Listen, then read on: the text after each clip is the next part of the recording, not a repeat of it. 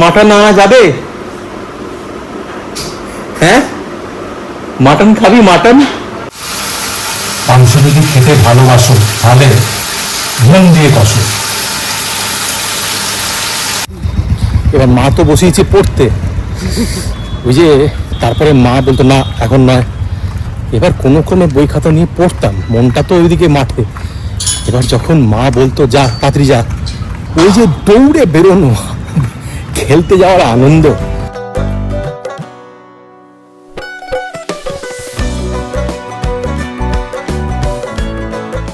আজ ছুটি, 6 দিন পর একটা দিন পাই আমি ছুটি। তো আজকে প্ল্যান সেরকম কিছু করিনি এখনো পর্যন্ত। সকালে উঠে বা চাটা খেয়ে ব্রেকফাস্ট করে ওষুধ টষুধ যা যা খাওয়ার নিয়মিত রেগুলার যে ওষুধগুলো খাই সেগুলো খেয়ে ওয়াশিং মেশিনটাতে না, ওয়াশিং মেশিনটাতে কিছু প্রবলেম হয়েছিল, তো একজন মেকানিককে ডাকলাম, সে এসে ঠিক করে দিল। আমিও পারতাম, কিন্তু না ওই একটা স্ট্রিপ থাকে যেটা তোমার ওই জলটাকে ড্রেন আউট করে, সেই জিনিসটা খারাপ হয়ে গেছে। তো আমি সেটা পারলাম না, হাত দিলাম না, যদি আবার কিছু গড়বড় হয়ে যায় তখন আমি কেস খাবো। তো ওটা ওই মেকানিককে ডেকে ঠিক করে দিলাম। এবার আজকে তোমার যেহেতু ছুটি, ঘরে কিছু তো রান্না হবেই। সকালবেলায় সেরকমভাবে কিছু রান্না আজকে মনে হয় হয়নি, তবে শুক্তোর গন্ধ পাচ্ছি। তুমি আজকে শুক্তো বানাচ্ছে। শুক্তোটা আমার খুব ফেভারিট, মানে আমার সৌমির সোহমের তিনজনকারই ফেভারিট। শুক্তোটা কি বলতো, খুব হেলদি জিনিস, সব রকমের শাকসবজি থাকে। আর আমাদের বাঙালিদের প্রথম মানে ফার্স্ট যে আইটেমটা থাকে খাবারের মধ্যে, ওর মধ্যে সব থেকে বেস্ট আইটেম হচ্ছে শুক্তো। বিয়ে বাড়িতে কোথায় বলতো, যখন সেই ঘরযজ্ঞী যেগুলো হয়, মনে করো বিয়ে আগে যে ঘরেতে রান্না বান্না করা হয়, ঠাকুর এসে রান্না করে, সেই সময় নানান রকমের রান্না হয়। যেমন তোমার বলতে বলতে জিভে জল চলে আসছে। ডাল হয়, ভাত হয়, ডাল আবার মাছের মাথা দিয়ে হয়, তারপরে এই শুক্তো থাকে, কাতলা মাছের কালিয়া থাকে। শুক্তোটা দেখি কেমন বানিয়েছে, সঙ্গে বানিয়ে দিয়েছে। ও বড়ি দিয়েছে আবার, এই যে বড়ি, একটা উপরে শুকনো লঙ্কা, তারপরে মশলা খড়িয়ে উপর থেকে গার্নিশ করে দিয়েছে। আজকে রাত্রে শ্রমিক কি হবে বলতো, এখনো কিছু প্ল্যান হয়নি রাত্রিবেলা, তবে একটা কিছু রান্না করতে হবে, হয় চিকেন, মাটন তো এখন এবেলায় চিকেন হবে, এবেলায় বলছে চিকেন হবে। তাহলে রাত্রিবেলায় চেষ্টা করি, যদি মাটন আনা যাবে। হ্যাঁ, মাটন খাবি? মাটন তাহলে বিকেলে আনবো মাটন। ভাই আমার খাওয়া চলে না করে এক পিস আমি খাবো, দেখো হালকা করে রান্না করে এক পিস মাটন খাই আজকে। তাহলে রাত্রিবেলায় মাটন বানাবো আমি, কেমন করে বানাবো দেখাবো তোমাদেরকে। তাহলে ঠিক আছে, এখনই যাই, তাহলে এখনই নিয়ে আসবো নাকি? তাহলে এখনই মাটনটা নিয়ে আসি, রাত্রিবেলা জমিয়ে বানানো হবে। আর তোমরা দেখো কেমন করে আমি বানাই মাটনটা, জিভে জল আসবেই। ভাই মাটন খাওয়ার ইচ্ছা কিন্তু এখনই হয়ে গেছে, মানে একবার যদি মানে মুড হয় তাহলে এখনই যা হবে। চলো মাটনটা কিনতে যাচ্ছি আমি আর সোম। পাশেই তোমাদেরকে দেখেছিলাম আগে মাস্টার চপ। সোম ভাই, আমাদের প্ল্যান করছিলাম যে এখন একটু চিকেন হবে, জাস্ট একবার না যে তারটা না, তারটাকে আমি একবার ছেড়ে দিয়েছি, ব্যাস। হ্যাঁ, এখনই মাটন হোক। তিনজনই আমরা রাজি, মাটন আনতে যাচ্ছি। মাটন নিয়ে এসে শ্রমিককে বললাম তুমি পেঁয়াজ টেয়াজগুলো কাটো, আদা রসুনটাকে ছাড়াও, ওটাকে পেস্ট করো, আম কামিং ইন মোবাইল। চলো। আর আসার সময় ওখানে একটা স্টোর আছে, প্রতাপ স্টোর, ওখান থেকে না ডিওটা আবার শেষ হয়ে গেছে, ডিওটা কিনবো। দেখি কি ডিও কিনি, দেখাবো তোমাদেরকে। চলো যাই। বাবার না গাড়ির ভেতরের এটা ইন্টেরিয়ারটা একটু পরিষ্কার করছে। অ্যাকচুয়ালি না হোয়াইট কালারের ইন্টেরিয়ার, তো ইন্টেরিয়ারটার জন্য একটু হাত টাত লাগতেই থাকে, তো ওটাতে নোংরা হয়ে যায়। বাবার পরিষ্কার হচ্ছে রে। হ্যাঁ, হোয়াইট পাইপস গুলো হয়। চপেতে এবারে এখানকার থেকে মাটন আমরা রোজই নিই, মানে যখনই মাটন এখান থেকেই মাটন নিই। মাটনের কোয়ালিটি এদের না খুব ভালো, মানে যখনই তোমরা যদি কেউ আশপাশে থাকো, কেউ যদি মাটন চাই এখানে, তো মাটনের কোয়ালিটি ভালো। আর সব থেকে বড় জিনিস কি না, এদের মানে rates are very good, very good, খুব ভালো হাইজিনিক্যালি এরা জিনিসগুলো রাখে। নানান রকমের দেখো, এখানে যদি দেখতে পারো তোমরা শিখ, উইংস, নানান রকমের পিস, ব্রেস্ট পিস, তারপর তোমার leg Thai, everything is available. Mutton নেওয়া হয়ে গেল, এবার যাব ওই দিকটাতে, পিছন দিকটা দেখতে পাচ্ছ, ওখানে যাব প্রতাপ স্টোরসে গিয়ে ডিও কিনতে হবে আমাকে। চলো ডিওটা নিই।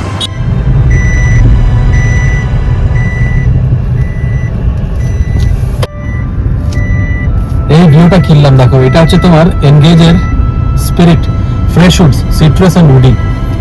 আবার দারুণ দারুণ। আর এটা আমার চয়েস ছিল, আর বাবানের চয়েস আরেকটা। বাবান বার করোটা। আমি এইটা বলেছি নিতে, এটা হচ্ছে বেলা ভিটার Bella Vita। অ্যাকোয়াটিক। একদম এটারও খুব ভালো ফ্র্যাগনেন্স। কিছুদিন ধরে দেখছি না আমার বাবানেরও মানে এই জিনিসগুলোর উপর একটুখানি মানে কি বলবো, is attracted towards good fragrance.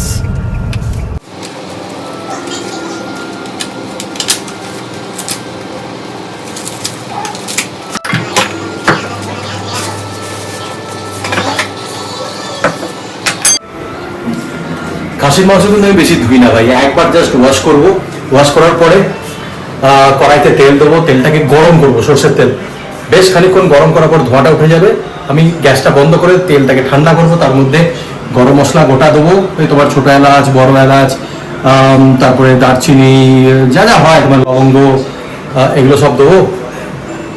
তারপরে একটুখানি জাস্ট ক্র্যাকল হলেই, একটুখানি পটপট করে আওয়াজ হয় না ওই গরম মশলাগুলো, পেঁয়াজটা দিয়ে লাল লাল করে ভাজবো, আদা রসুন দেবো, তারপরে ভালো করে কষে মাংসটা দিয়ে তারপরে ভালো করে কষবো, কষার পরে তারপর ওর মধ্যে দেবো হলুদ গুঁড়ো, লঙ্কা গুঁড়ো, তারপরে একটু ধনে গুঁড়ো, জিরে গুঁড়ো, এসব দিয়ে ভালো করে কষিয়ে, মাটন যেহেতু তোমাকে তো আলু আলু দিতেই হবে, তারপরে সব কিছু দিয়ে এক ছটাক একটুখানি চিনি দেবো। আমরা বাঙালি ভাই, মাংসে একটুখানি চিনি, মানে যে কোনো মশলাতে একটুখানি চিনি দিই আমরা। তারপর ভালো করে কষিয়ে দিয়ে গরম জল এক জায়গায় ফোটাবো, তারপরে ওটা গরম জলটা দিয়ে মাংসটাকে কুকারে দিয়ে তারপরে নামিয়ে গরম গরম ভাত দিয়ে তারপরে খাবো।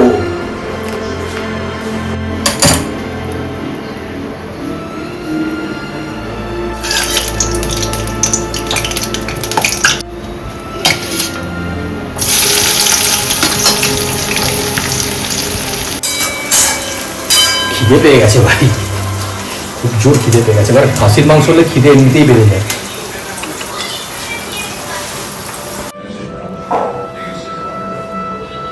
কি চুলের কালারটা কেমন লাগছে? আমাকে না অনেকে অনেকে তোমরা জিজ্ঞেস করো যে পার্টিকুলারলি এটা কোন ব্র্যান্ড কি কোন শেড, বাট বিলিভ মি এই কালারটা না কোনো কালারে আসে না, এটা পিওরলি হেনার কালার। চলো দেখাই আমি কিভাবে হেনাটা করি, তোমরা এইভাবে হেনাটা অ্যাপ্লাই করো, 100% ডেফিনেটলি এই কালারটা তোমাদেরও আসবে। এই কালারটা না কোনো কালারে বিলিভ করো আসে না, এটা পার্টিকুলারলি হেনাতেই আসে। হেনাটাকে না আমি চায়ের লিকারে আর লোহার কড়াইতে ওভারনাইট ভিজিয়ে রেখেছিলাম, এটাই হেনারই কালার।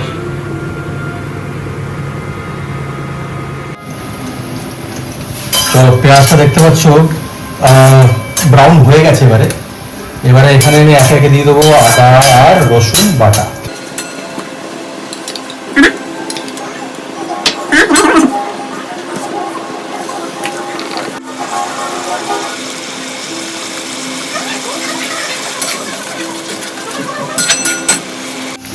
এবারে আস্তে আস্তে আদা রসুনের যে কাঁচা গন্ধটা সেটা ভ্যানিশ হয়ে যাবে। এরপরে আমি দেবো মাটনের টুকরোগুলো, তারপর খানিকক্ষণ কষবো। এবারে মাটনগুলো মশলাটা দিয়ে দিই আমি।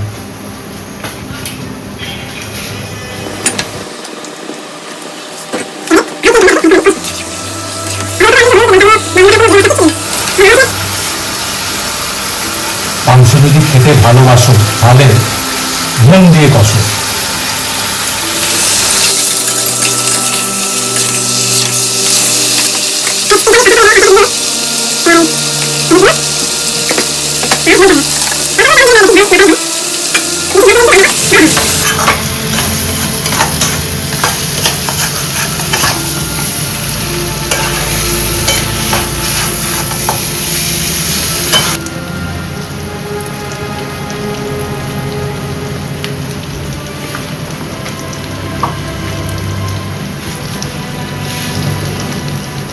প্রথমে দিলাম একটু কিচেন কিং, এবারে একটু জিরে গুঁড়ো, একটু ধনে গুঁড়ো, ব্যাস। একটুখানি জল দিয়ে না, যাতে মশলাগুলো ধরে না যায়, এবারে আবার একটু কষতে হবে।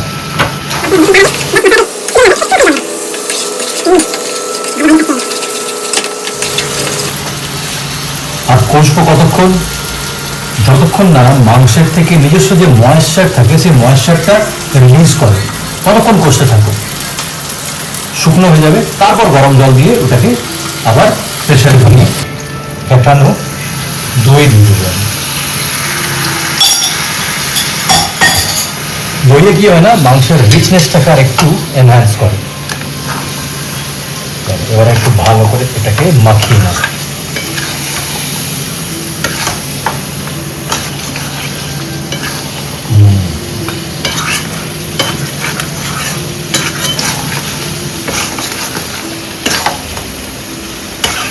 আর একটুখানি কষানো, তারপরে গরম জল দিয়ে একটুখানি ফোটানো, তারপরে প্রেশারে দিয়ে দেবো।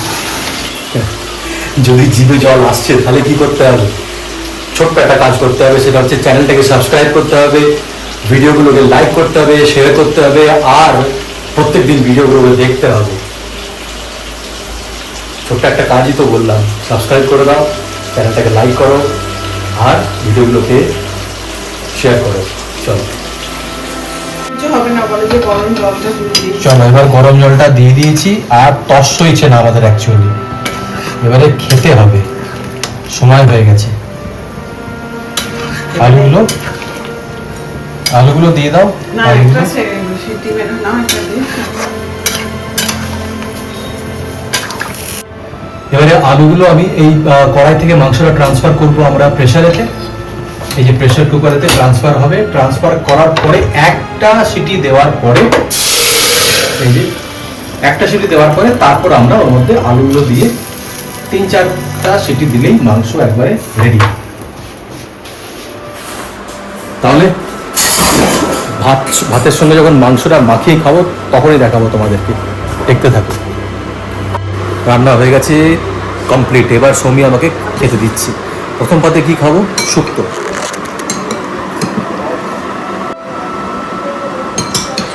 শুক্তোটা খাই, তারপরে আসছে main, the hero of the day, mutton কারি।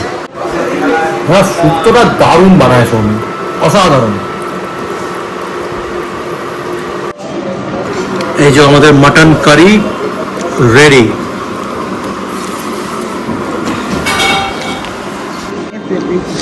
না খাও না, আমার রেখে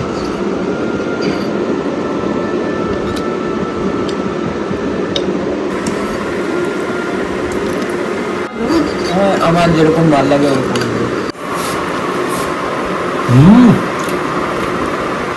সৌমি তখন খেয়ে দেখ, একদম হালকা রান্না হয়েছে, খুব সুন্দর হয়েছে রান্না। এরকমই চাই, বেশি রিচ নয়, হালকা ভালো রান্না। Good one. আর সময় নষ্ট করছি না, এবার খেয়ে নি, তারপর দেখা হচ্ছে। সকালে না স্কিপ্ট দ্য মর্নিং ওয়াক, তো সন্ধ্যেবেলায় আমি আর সৌমি বেরিয়েছি হাঁটতে হাঁটতে পার্কে। কয়েকটা না 3-4টের মতন সজনে গাছের সজনে ফুলের গাছ আছে রাজার। এই একটা গাছের নিচে এসেছি, অদ্ভুত লাগছে, দেখো কি সুন্দর, যেন ঠিক ঠিক কাশ ফুলের মতন হয়ে থাকে না শেপগুলো, ঠিক ওরকম হয়ে আছে। আসলে এখানে কেউ খায় না এটা, তো আনটাচ থেকে যায়, কেউ ওভাবে ইয়েও করে না, ছোঁয়েও না।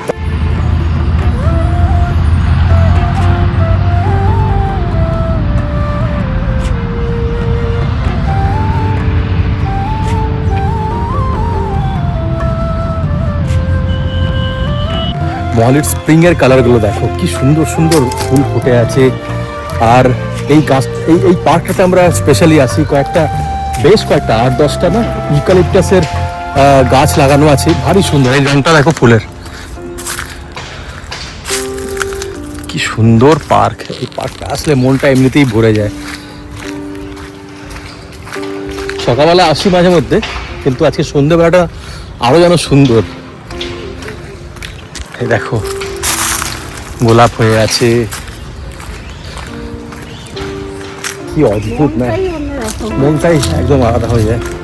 আমার না খুব ভালো লাগে, মানে যারা এই পার্কটাকে মানে কি বলবো অ্যাডজাসেন্ট যারা যারা রয়েছে, সে তো বটেই, যারা অ্যাডজাসেন্ট থাকে যারা, তার জন্য এই পার্কটা দারুণ। এই যে ইউক্যালিপটাসের গাছ, ইউক্যালিপটাসের একটা গন্ধ, ও সামনে একটা ছোট্ট বসার জায়গা বাচ্চাদের, হ্যাঁ খুব সুন্দর।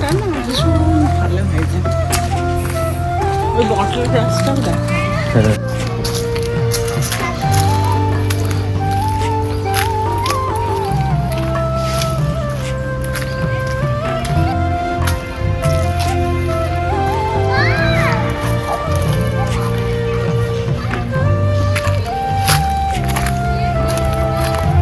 একটা ফুলের গাছ দেখাচ্ছে, এটাকে বলে বটল ব্রাশ।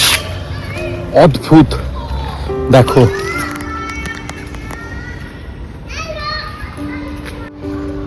এগুলো হচ্ছে বটল ব্রাশ। দেখো শেপটা দেখো, ওই যদি শেপটা দেখো, বাচ্চাদের ফিডিং বটল পরিষ্কার করার জন্য যে ব্রাশগুলো থাকে না, এইটা এগুলো শেপগুলো একটা অনেকটা ওরকমই, তাই এগুলোকে বলা হয় বটল ব্রাশ।